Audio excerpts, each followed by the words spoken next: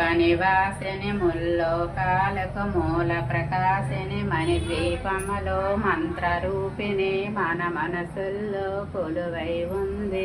సుగంధ పరిమళ పుష్పాలెన్నో వేలు అనంత సుందర సువర్ణ పూలు అంచలంచలంబగు మనోసుకాలు మణిద్వీపానికి మహానిధులు. లక్ష లక్షల లావణ్యాలు అక్షర లక్షల వాక్షంపదులు లక్ష లక్షల లక్ష్మీపతులు మణిద్వీపానికి మహానిధులు.